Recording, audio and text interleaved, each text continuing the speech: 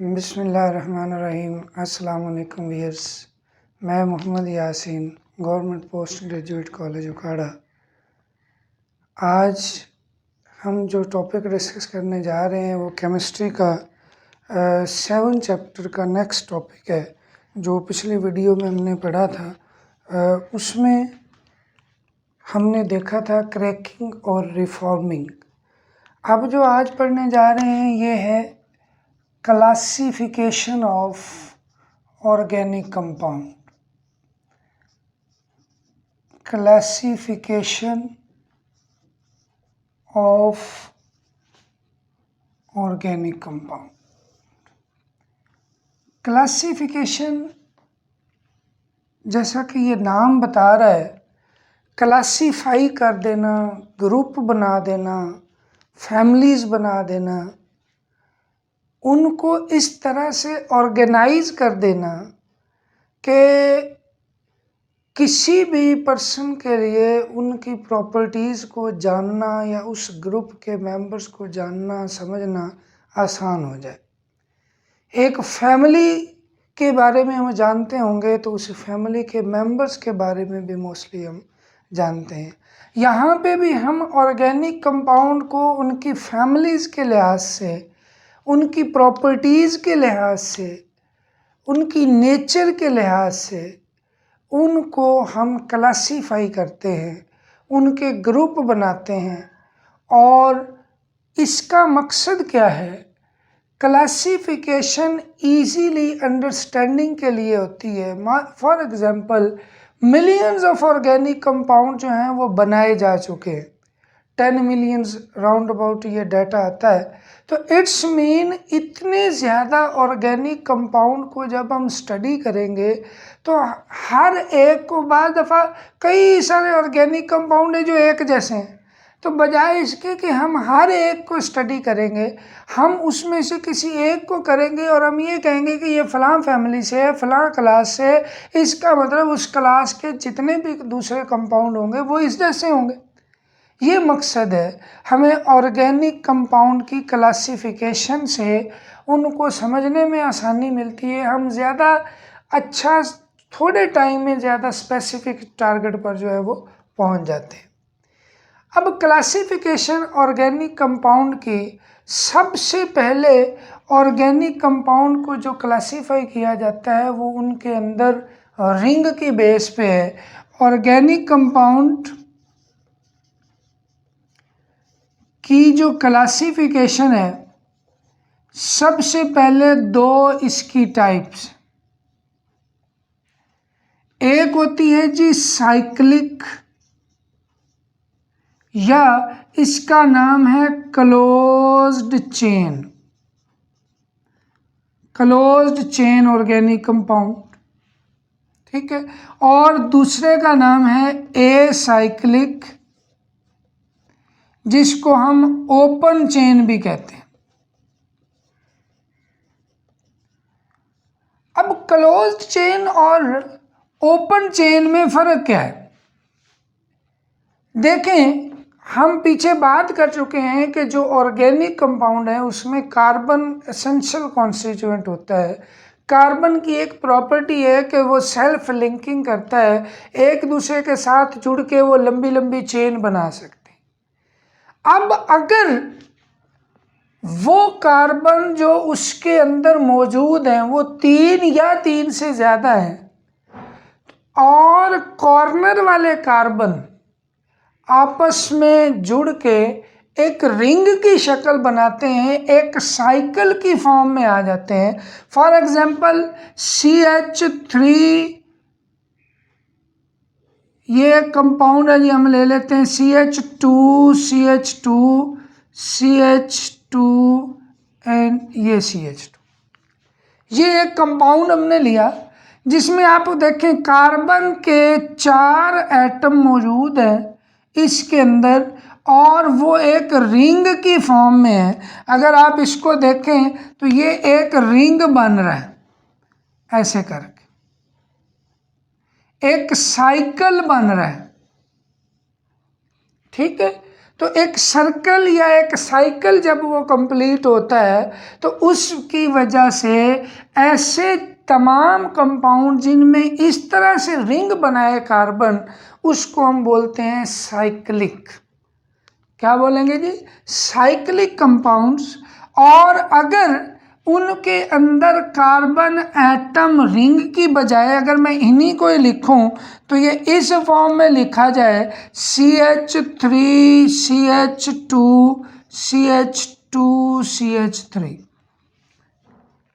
तो इसमें देखें उसी तरह से 4 कार्बन मौजूद हैं, लेकिन चारों के चारों कार्बन जो हैं वो एक चेन की शक्ल में जुड़े हुए हैं, रिंग कोई नहीं बन रहा। तो रिंग की एब्सेंस की वजह से ये ए जो साथ लिखा हुआ है ये एब्सेंस को शो कर रहा है। ए साइक्लिक मतलब absence of cycle, absence of ring, और ये साइक्लिक है तो इसका मतलब ये रिंग वाले हैं। इसी तरह से अगर हम इसकी मज़ीद क्लासिफिकेशन करें तो साइक्लिक कंपाउंड जो हैं इनकी मज़ीद 2 टाइप्स हैं। साइक्लिक कंपाउंड्स को मज़ीद 2 टाइप्स में कैटेगराइज किया गया है। एक होते हैं होमोसाइक्लिक,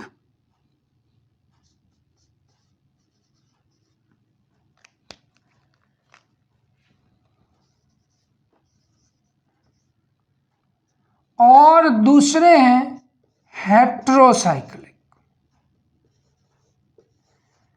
पहले इनको देख लेते हैं फिर हम आगे चलेंगे। जैसा कि आपको नाम से पता चल रहा होगा कि होमो का मतलब होता है सेम और हेट्रो का मतलब होता है डिफरेंट।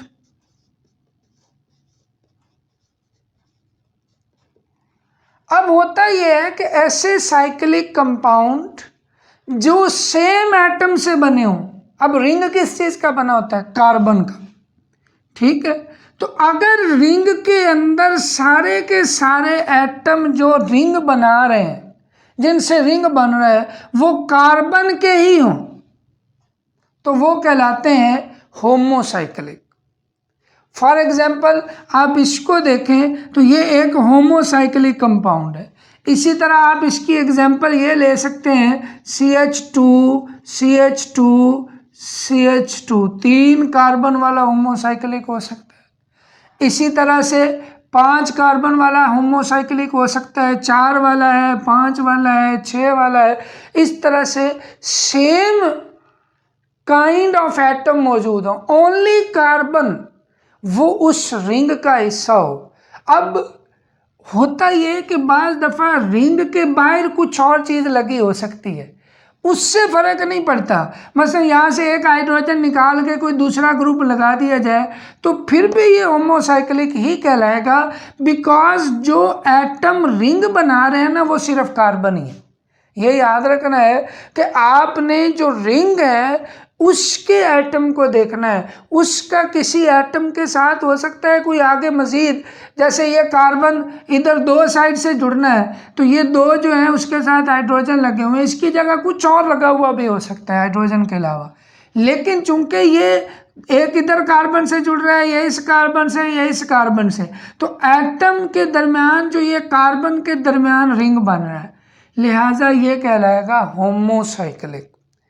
और अगर हमारे पास कोई ऐसा कंपाउंड हो जिसके अंदर इसके अलावा, कार्बन के अलावा कोई एलिमेंट मौजूद हो, मिसाल के तौर पर ये एक कंपाउंड है हमारे पास, इस तरह से हम लिख लेते हैं नाइट्रोजन है और ये मौजूद है,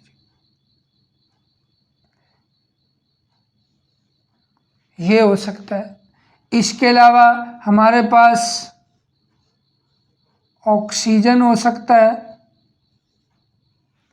अच्छा, इसमें थोड़ा सा मैंने इसको स्पेसिफाई कर दिया, मैंने CH2 नहीं लिखे यहाँ पे। ये एक्चुअली हर कॉर्नर जो होता है ना वो कार्बन को शो कर रहा है। उसके बाद उसकी वैलेंसी को सेटिस्फाई करने के लिए हम देखते हैं कि उसके यहाँ पे कितने बॉन्ड बन रहे हैं।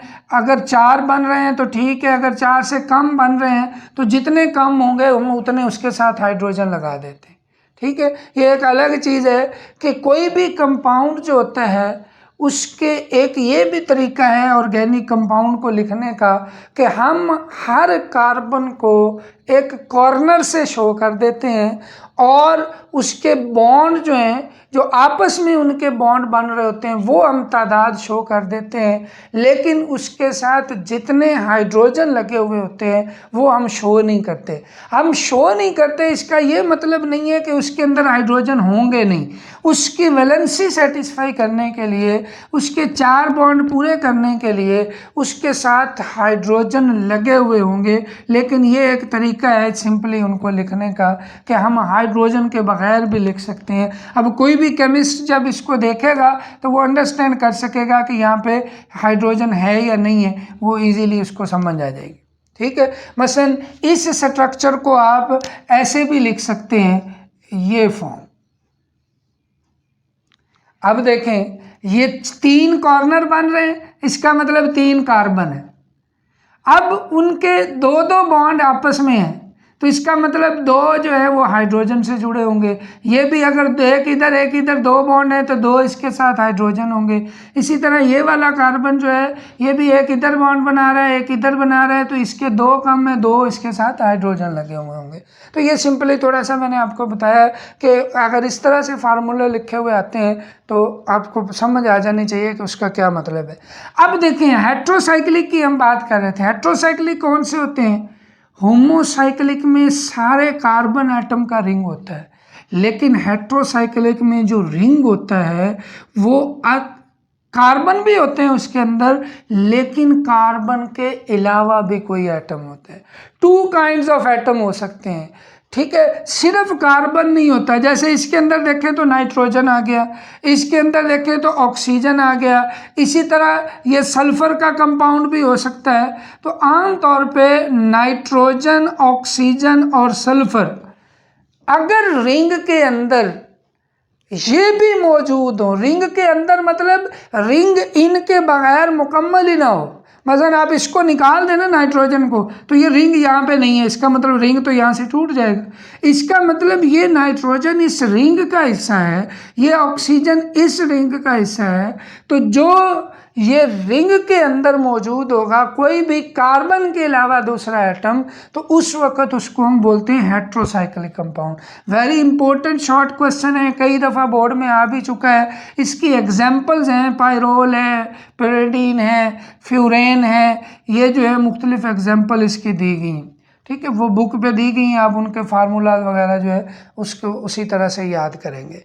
अब आपको समझ आ गई होमोसाइक्लिक और हेट्रोसाइक्लिक में क्या फ़र्क है। होमोसाइक्लिक होते हैं जो सिर्फ कार्बन एटम से रिंग बना हुआ हो, और हेट्रोसाइक्लिक होते हैं जिसमें कार्बन हो और उसके साथ कोई दूसरा एटम भी उस रिंग का हिस्सा हो, तो वो कहलाते हैं होमोसाइक्लिक कंपाउंड। अब होमोसाइक्लिक में हम थोड़ा सा मज़ीद आगे इनको क्लासीफाई करेंगे। होमोसाइक्लिक आगे मज़ीद 2 किस्म के होते हैं जी। एक होते हैं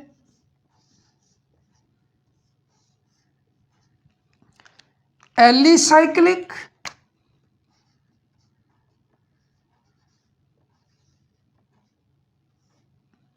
और दूसरे होते हैं एरोमेटिक।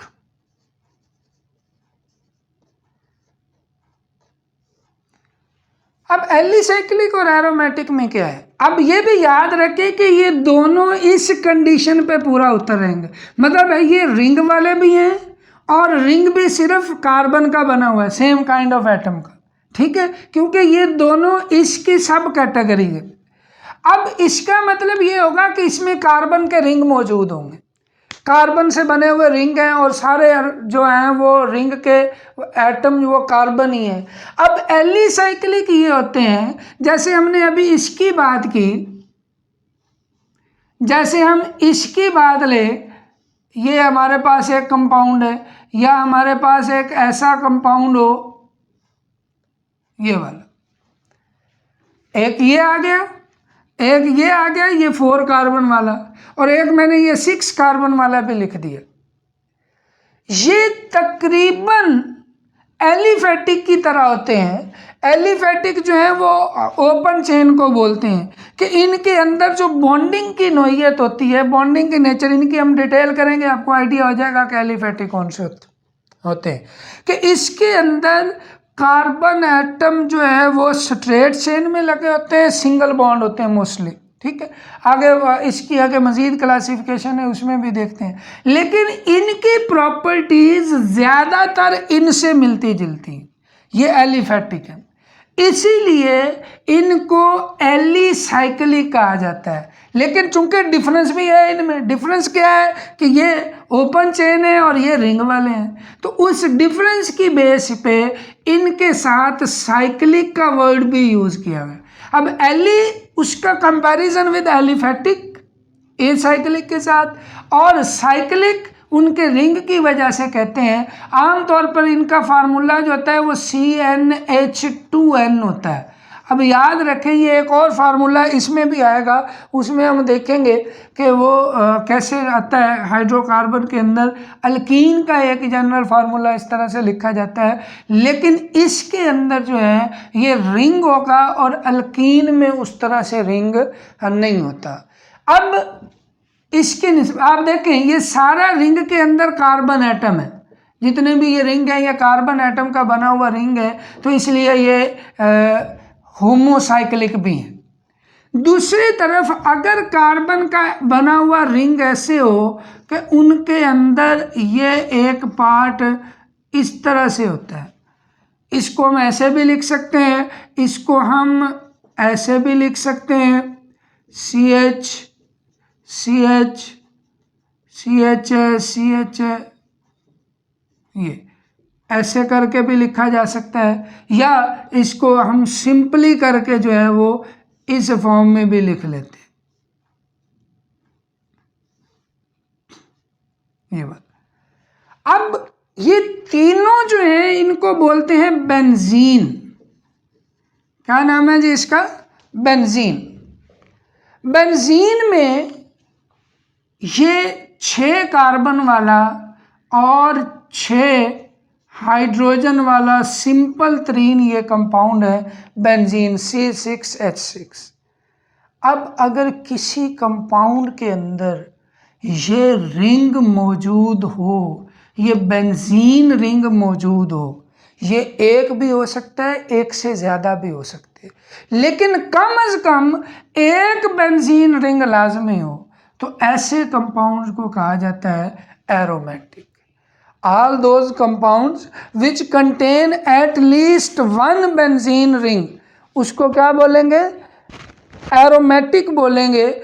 और इसमें बहुत सारे कंपाउंड, आगे हमारा चैप्टर एक पूरा आएगा एरोमेटिक कंपाउंड पे, उसमें इसके आगे मज़ीद कुछ डेरिवेटिव्स भी हैं। मैंने आपको बताया है कि ये एक रिंग वाला भी हो सकता है, एक से ज़्यादा रिंग वाले भी हो सकते हैं, आपस में इस तरह से ये रिंग जुड़े हुए हो सकते हैं, अलग अलग भी हो सकते हैं, लेकिन 2 रिंग वाला, 3 रिंग वाला एंथ्रासीन है, नेफ्थलीन है, फेरेंथ्रीन है, ये आगे 10वें चैप्टर में भी इनकी एग्जांपल्स आएंगी, तो उनको हम एरोमेटिक बोलते हैं। Aromatic compounds are those compound which contain at least one benzene ring are called aromatic, और जिसमें कोई एरोमेटिक बेंजीन रिंग ना हो और वो साइक्लिक हो, तो उनको हम एलिसाइक्लिक बोलते हैं। ये तो थी कैटेगरी। आगे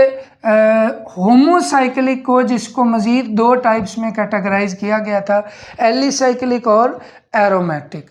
अब देखें, ये जो एलिसाइक्लिक और एरोमेटिक हैं, इसके साथ जो ये हेट्रोसाइक्लिक है, हेट्रोसाइक्लिक को भी आगे कैटेगराइज किया गया है सैचुरेटेड और अनसैचुरेटेड में। क्या अनसैचुरेटेड और सैचुरेटेड में फ़र्क क्या होता है कि सैचुरेटेड में सारे सिंगल बॉन्ड होते हैं और अनसैचुरेटेड में डबल बॉन्ड भी आ जाता है। डबल या ट्रिपल बॉन्ड हो तो अनसैचुरेटेड, उसको अभी हम इसके लिहाज से देखेंगे तो ज़्यादा हमें समझ आ जाएगी। Acyclic open chain organic compound जो होते हैं ये 2 किस्म के होते हैं। आगे एक हम कहते हैं जी स्ट्रेट चेन है, और एक है ब्रांच्ड चेन, स्ट्रेट चेन, और दूसरे ब्रांच्ड चेन। जैसा कि ये नाम से जाहिर हो रहा है, स्ट्रेट है, जैसे ये लिखा गया है कि इसमें सारे कार्बन एटम स्ट्रेट चेन में लगे हुए होते हैं, सीधी चेन में लगे होते हैं। आप ये समझ लें कि कोई भी कार्बन एटम इसके अंदर ऐसा नहीं होगा जो डायरेक्टली दो से ज़्यादा कार्बन से जुड़ा हुआ। आप इसके अंदर किसी भी कार्बन को देखें, ये एक से जुड़ा है, इसको देखें तो ये दो से जुड़ा है, एक इधर, डायरेक्टली की बात कर रहा हूँ, ठीक है। इसी तरह इसको देखें तो ये एक इधर और एक इधर, ये भी दो से जुड़ा हुआ है।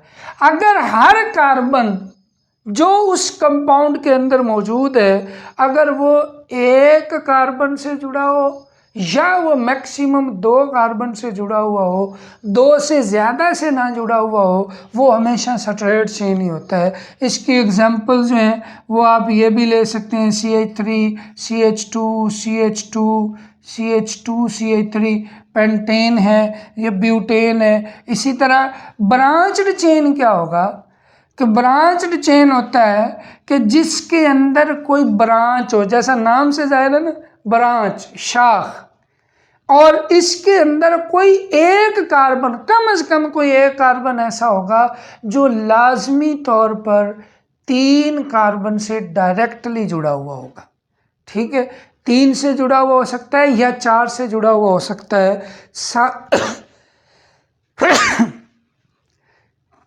दो कार्बन वाले जो हैं वो कम से कम एक 3 कार्बन वाला उसमें लाजमी होता है। फॉर एग्जांपल हम इसी की बात करें तो CH3, CH3, CH2, CH3। अब देखें इसके अंदर ये कार्बन एक से जुड़ा है, ये एक से जुड़ा है, ये दो से जुड़े हैं, ये एक से जुड़ा है, लेकिन इस कार्बन को अगर आप देखें तो ये कितने से जुड़ा हुआ है जी? 3 से, 1, 2 और 3 कार्बन से डायरेक्ट जुड़ा हुआ है। ऐसे केस में इसको हम ब्रांच कहते हैं कि अगर आप चेन को ये समझ लेना तो ये इसकी एक तरह की ब्रांच है। तो ब्रांच जो है, अच्छा एक और चीज़ भी मिसअंडरस्टैंडिंग हो जाती है कि एक फार्मूला को अगर मैं इस तरह से लिख दूं, CH3, CH2, CH2, CH2, CH3, तो क्या ये ब्रांच है कि नहीं है? अब ज़ाहिरी तौर पे तो देखा जाए तो ये सीधा लिखा हुआ है, ये मेन है और ये ब्रांच लग रही है, लेकिन ये ब्रांच नहीं है। आप ये देखें कि इस कार्बन को आप ब्रांच जो कह रहे हैं ये दो से ही जुड़ा हुआ है, एक इधर और एक इधर, 3 से नहीं जुड़ा हुआ।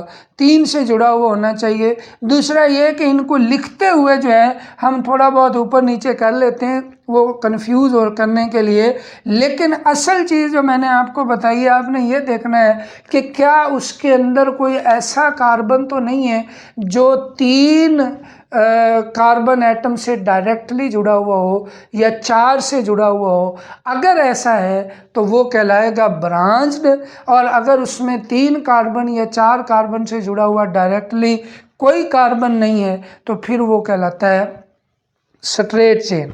अब आगे इनका नॉमेनक्लेचर हम चैप्टर 8 में पढ़ेंगे डिटेल से। इनके ख़ास नाम हैं कि जो स्ट्रेट चेन होते हैं उनको साथ N लिखा जाता है, N पेंटेन, और जो ब्रांच्ड होते हैं उनके साथ आइसो लिखा जाता है, ठीक है। वो जब नॉमेनक्लेचर हम जाएंगे तो वहाँ पर इन सब की डिटेल हम देखेंगे। उम्मीद है आपको क्लासिफिकेशन ऑफ ऑर्गेनिक कंपाउंड की समझ आ गई होगी। इसमें थोड़ा सा एक चीज़ और हमने ऐड करनी है, इसके साथ छोटी सी डेफिनेशन दी हुई है, उसको कर लेते हैं ताकि फिर नेक्स्ट जो है आगे नेक्स्ट जो हमारा लेक्चर होगा वो उस पे होगा हाइब्रिडाइजेशन पे इंशाल्लाह। अच्छा, अब देखें फंक्शनल ग्रुप, एक और इसी के साथ ही छोटा सा टॉपिक दिया गया है और बहुत इम्पोर्टेंट है, फंक्शनल ग्रुप। जैसा कि नाम से ज़ाहिर है, फंक्शनल मतलब वो काम करने वाला, फंक्शंस है। एक्चुअली होता क्या है, ऑर्गेनिक कंपाउंड हमने पढ़ा है कि हाइड्रोकार्बन्स हैं एंड देयर डेरिवेटिव्स। ये डेरिवेटिव्स का क्या मतलब है? हाइड्रोकार्बन तो है कार्बन और हाइड्रोजन। सपोज मैं एक ये हाइड्रोकार्बन लिख रहा हूँ, CH3 CH3 CH2 CH2 CH3, butane इसका नाम है जी। ये एक मेन हाइड्रोकार्बन है, इसके अंदर 4 कार्बन मौजूद है, हाइड्रोजन उसी के तरह से लगे हुए हैं ये। अब होता ये है कि इसके अंदर कोई ऐसी चेंज, अब मेन स्केलेटन ये है, मेन जो ढांचा है ना ऑर्गेनिक कंपाउंड का वो ये है।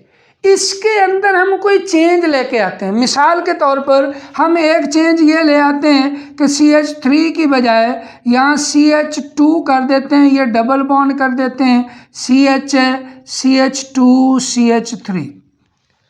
यहाँ पे क्या था, सारे सिंगल बॉन्ड थे, यहाँ पे क्या आ गया, डबल बॉन्ड आ गया। या ऐसे है कि हम इसके अंदर कोई ट्रिपल बॉन्ड ले आते हैं, CH3, ये एक तीसरा कंपाउंड बन गया, जिसका अगर बुनियादी ढांचा देखा जाए तो वो इस जैसा ही है, 4 कार्बन वाला, ये भी 4 कार्बन वाला। इसी तरह से एक और कंपाउंड ले लेते हैं जिसके अंदर हम CH2 CH2 CH2Cl। अब देखें इसमें मैंने क्या किया कि आखिरी वाला जो CH3 था ना, उसमें से एक हाइड्रोजन की जगह मैंने क्लोरीन लगा दिया। एक हाइड्रोजन कम है, इसके साथ CH3 है, ये CH2 है, एक हाइड्रोजन निकला, उसकी जगह क्या लग गया, क्लोरीन एटम लग गया। या एक और एग्जांपल हम ले लेते हैं जी, CH3 CH2 CH2 CH2OH हो गया, ये भी हो सकता है। या एक और एग्जांपल इसी तरह के ले लेते हैं, CH3 CH2 CH2 CHO। अब देखें ओवरऑल तो 4 कार्बन वाले सारे ही ये कंपाउंड हैं, लेकिन they are different from each other because of their these changes. ये मेन स्केलेटन था 4 कार्बन वाला अल्केन, उसके अंदर डबल बॉन्ड आ गया तो ये कोई और कंपाउंड है, इसकी प्रॉपर्टीज इससे डिफरेंट हो गई। ट्रिपल बॉन्ड आ गया तो इसकी प्रॉपर्टीज इससे डिफरेंट हो गई। अगर उसके अंदर ये एटम हमने लगा दिया तो अब इसकी प्रॉपर्टीज इसकी प्रॉपर्टीज से अलग चली गई, सिर्फ एक एटम ने प्रॉपर्टीज को बदल दिया। इसी तरह ये OH आया तो इसकी प्रॉपर्टीज भी इन सब से बदल गई, ये CHO आया तो इसकी प्रॉपर्टीज भी बदल गई। मतलब क्या हुआ कि किसी भी, अब ये अगर देखें ना तो ये हाइड्रोकार्बन है और ये सारे उसके डेरिवेटिव्स हैं, उसी से डिराइव किए गए, उसके अंदर थोड़ी बहुत चेंजेस करके। अब वो चेंज किसी भी हाइड्रोकार्बन के अंदर बुनियादी ढांचे के अंदर जब कोई एटम या ग्रुप ऑफ एटम ऐसा लगा दिया जाए जिससे उसकी प्रॉपर्टीज बदल जाए, उसकी करैक्टरिस्टिक्स बदल जाएं, तो देन उस एटम और ग्रुप ऑफ एटम को हम बोलते हैं फंक्शनल ग्रुप। जैसे इसके अंदर फंक्शनल ग्रुप क्या है, सारे के सारे सिंगल बॉन्ड है। इसके अंदर फंक्शनल ग्रुप क्या है, डबल बॉन्ड है। इसके अंदर फंक्शनल ग्रुप क्या है, ट्रिपल बॉन्ड है। इसके अंदर फंक्शनल ग्रुप क्या है जी, क्लोरीन है। इसके अंदर OH है, इसके अंदर CHO है। तो ये हैं वो फंक्शनल ग्रुप जिनके आने की वजह से उस बुनियादी ढांचे की प्रॉपर्टीज़ बदल गई, उस कंपाउंड की प्रॉपर्टीज़ बदल गई। लिहाजा इन एटम और ग्रुप ऑफ एटम या सिंगल, डबल और ट्रिपल बॉन्ड को हम बोलते हैं फंक्शनल ग्रुप। एक दफ़ा से फिर इसकी डेफिनेशन सुने, अ सिंगल, डबल और ट्रिपल बॉन्ड या एन एटम और ग्रुप ऑफ एटम, मतलब एक एटम का बना हुआ भी हो सकता है और कोई ऐसा ग्रुप भी हो सकता है जिसके अंदर एक से ज़्यादा एटम है। वो group of atom which impart specific properties to the organic compound, कि जो उस ऑर्गेनिक कंपाउंड को एक ख़ास किस्म की प्रॉपर्टीज इम्पार्ट करता है, उसको हम बोलते हैं फंक्शनल ग्रुप। आप ऐसे समझ लें जैसे किसी पर्सन की यूनिफॉर्म है, अब एक बंदा है, उसने पुलिस की यूनिफॉर्म पहनी हुई है, तो अब उसकी प्रॉपर्टीज डेफिनेटली पुलिस के मुताबिक होंगी।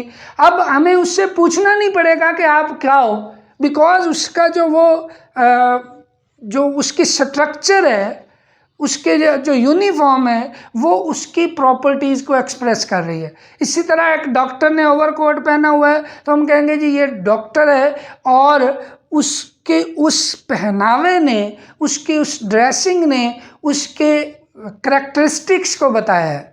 ठीक है, इसी तरह ड्राइवर है, इसी तरह कोई भी जो उसकी यूनिफॉर्म होती है वो उसकी एक्चुअली उसकी प्रॉपर्टीज़, उसकी करेक्टरिस्टिक्स को बता रही होती है। अब ये समझने कि ये इनकी यूनिफॉर्म है, ये एटम है, ग्रुप ऑफ एटम है, जो बताएंगे कि इसकी क्या करेक्टरिस्टिक्स हैं। ट्रिपल बॉन्ड है तो ये क्या करेक्टरिस्टिक शो करेगा, ये जब हम उनकी डिटेल में आगे जाएंगे सब की, तो फिर हमें पता चलेगा कि इसकी वजह से क्या प्रॉपर्टीज़ होती हैं और क्या क्या वो रिएक्शन वगैरह जो है वो शो कर रहा होता है।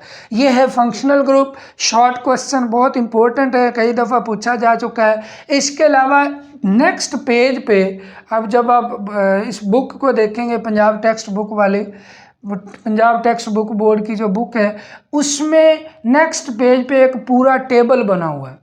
उस टेबल में शुरू में फंक्शनल ग्रुप का जो है वो बॉन्डिंग बताई गई है, फिर उनका नाम बताया गया है, फिर वो फंक्शनल ग्रुप जिस कंपाउंड में होता है उन कंपाउंड्स को कहते क्या हैं। मसलन ये हैलोजन अगर लगा हुआ होता है तो इनको कहते हैं अल्काइल हैलाइड, अगर OH लगा हुआ होता है तो इनको कहते हैं अल्कोहल, ये CHO लगा हुआ होता है तो इनको बोलते हैं एल्डिहाइड। ठीक है, ये ट्रिपल बॉन्ड होता है तो इनको बोलते हैं अल्काइंस, डबल बॉन्ड होता है तो इनको बोलते हैं अल्कीन्स। मतलब इनकी वजह से उस फैमिली का एक मखसूस नाम भी है जो उसके अंदर उस टेबल में दिया गया है। ठीक है, आगे उनकी एग्जांपल्स भी कोई दी गई हैं, तो वहाँ से आप इसकी मज़ीद एग्जांपल्स देखेंगे और वहाँ से भी कोई MCQ वगैरह पूछा जा सकता है कि जी फ़लाँ फैमिली का बताएं फंक्शनल ग्रुप कौन सा है, अल्कोहल का बताएं फंक्शनल ग्रुप कौन सा है, एल्डिहाइड का कौन सा है, कीटोन्स का कौन सा है, अमाइड का कौन सा है, अमाइंस का कौन सा है, कार्बोक्सिलिक एसिड का कौन सा है।